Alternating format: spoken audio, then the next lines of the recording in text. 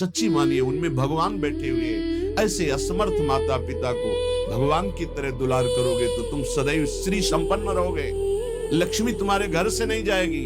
अरे और कौन, जिसने 9 महीने गर्भ में रखा, जिसने अपने रक्त का दूध बनाकर तुम्हें पिलाया, जिसने तुम्हारे मल मूत्र साफ किया, आज तुम हाथी जैसे जवान हो तो लात मारते हो, डंडा मारते हो, उनको गाली देते हो। जब ये दृश्य देखने को मिलते हैं ना, तब लगता है भगवान कृपा करो इन माता पिता को जो अपने बच्चों को शिक्षा नहीं दे रहे हैं। तुम अपने संतानों को राक्षस मत बनाओ। तुम्हारे बेटा बेटी देख रहे हैं कि बुढ़े के साथ कैसा तुम कर रहे हो, तुम मेहनत करके कमाओ, उनको खाओ पियो, कपड़ा लत्ता, सुखपूर्वक जीवन, तो तुम्हारा लोक और परलोक दोनों बन जाएगा। निश्चित भगवान प्रसन्न हो जाएंगे। जब बच्चापन तो सिखाया जाता है खूब बढ़िया पढ़ो लिखो, धन कमाओ, ऐसे योग्य बनो, बढ़िया है। कभी अध्यात्म नहीं सिखाया, कभी नाम जप नहीं सिखाया, कभी ये बैठ के नहीं सिखाया कि बड़ों का आदर कैसे किया जाता है, कभी ये नहीं सिखाया कि मनुष्य जीवन का लक्ष्य क्या है।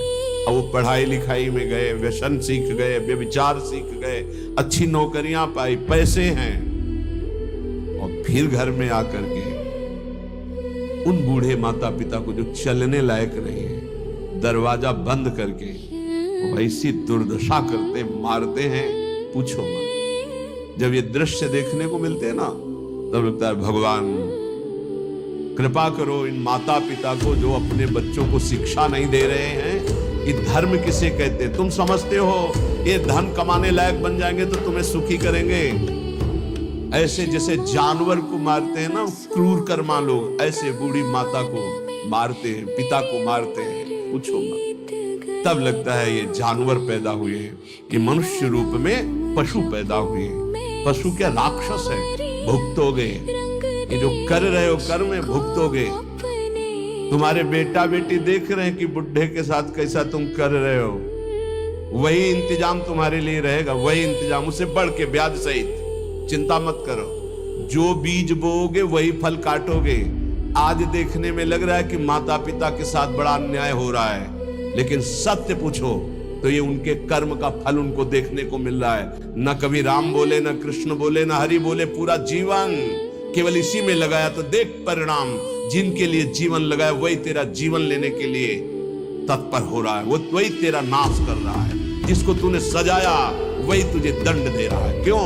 भगवान का विरोधी भाव रखने वाला कभी सुखी नहीं हो सकता।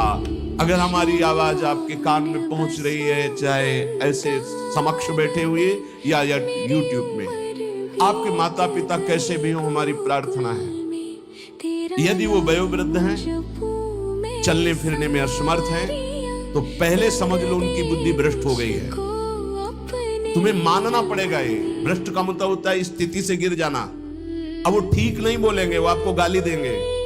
आप घी चुपड़ी रोटी सब्जी दाल सब देंगे, फिर भी वो आपको गाली देंगे। आपके रिश्ते नातेदारों से आपकी निंदा करेंगे, पर आप उनकी इस बिगड़ी हुई बुद्धि का रोष पूर्वक अनुगमन करते हुए उनको पीटना, उनको मारना, ये आचरण मत करें, क्योंकि उनकी कर्मानुसार बुद्धि बिगड़ चुकी है। अब अपने कर्म आप मत बिगाड़िए, वो आपके भगवान हैं। सच्ची मानिए उनमें भगवान बैठे हुए हैं। ऐसे असमर्थ माता पिता को भगवान की तरह दुलार करोगे तो तुम सदैव श्री संपन्न रहोगे, लक्ष्मी तुम्हारे घर से नहीं जाएगी। और जिन घरों में माता पिता को त्रास दिया जाता है, जिन घरों में आए हुई पानी ग्रहण करके पत्नी के साथ अनर्थ नाना प्रकार की दुष्वृत्तियां, वो घर कभी श्री संपन्न नहीं हो सकता, सुख संपन्न नहीं हो सकता।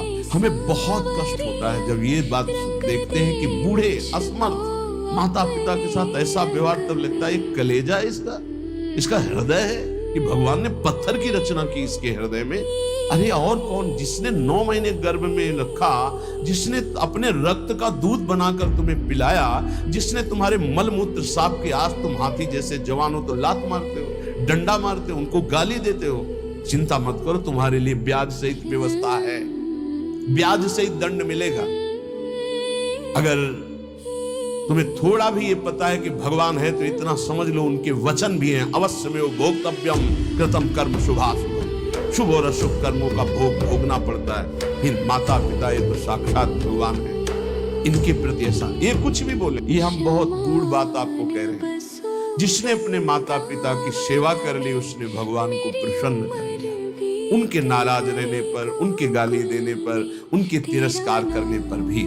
पर हमारी प्रार्थना है, हम जो शब्द कह रहे हैं उसे ध्यान से सुनिए। जो माता पिता असमर्थ हो चुके हैं, चलने फिरने लायक नहीं है, उनके वर्ताव और उनकी कटु वचनों पर ध्यान न दिया जाए, उन्हें भगवान की तरह पूजन करके उनकी सेवा की जाए। जितने दिन जिए खूब मेहनत करके कमाओ, उनको खाओ पियो, कपड़ा लत्ता, सुखपूर्वक जीवन, तो तुम्हारा लोक और परलोक दोनों बन जाएगा। ये शब्द हम शर्त इसलिए रखते हैं कि जो माता पिता अपने कर्तव्य का पालन करना नहीं जानते हैं और अभी चल फिर रहे हैं, मनमानी आचरण करते हैं, गंदे विचारों का पोषण करते हैं, पोषण करने वालों का शोषण करते हैं, ऐसे माता पिता के लिए नहीं कह रहे। हम उन असमर्थ माता पिता के लिए कह रहे हैं कि जिनकी वास्तविक बुद्धि बिगड़ चुकी है, शरीर सेवा में समर्थ स्वयं नहीं रह गया है। अब हमारा कर्तव्य बनता है वो गाली दे, वो पड़े पड़े हगे, तो भी हमें उनकी सेवा करनी चाहिए। निश्चित भगवान प्रसन्न हो जाएंगे, निश्चित। आज उन्हीं माता पिता से जिनसे परम सिद्धि प्राप्त होती है, परम कृपा प्राप्त होती है, ये नादान लोग नहीं जान पा रहे और अपना कर्म नाश कर रहे हैं, कर्म नाश कर रहे हैं, पूरा जीवन नष्ट करें। हम इस विषय में इसलिए बोल रहे हैं कि आजकल बहुत बच्चे उद्दंड हो रहे हैं और ब्याह हुआ तो वही नई बच्चियां जिनको अपने माता पिता का सम्मान करना नहीं आया, वो अपने पति के माता पिता के साथ दुर्व्यवहार करती है, पति के अधीन करके दोनों मिलकर उनको पीड़ा पहुंचाती है। हम वयोवृद्धि की बात कह रहे हैं, हम उनकी बात नहीं कर रहे जो समर्थ है, कर सकते हैं, जो शोषण करते हैं, हम उनकी बात नहीं कर रहे हैं। हम उनकी बात करें जो असमर्थ है, चलने में भी असमर्थ है, अब उनके ऊपर डंडे का प्रहार, उनकी पिटाई बिल्कुल ठीक है। हे भ्रातर, भोगा सुभुक्ताः, जो तुम कर्म कर रहे हो सुभुक्ताः, तुम्हें भोगना पड़ेगा और बहुत भोग चुके हो, इसलिए दोबारा इस संसार के बीच में जन्म ना हो, ऐसा उपाय करना।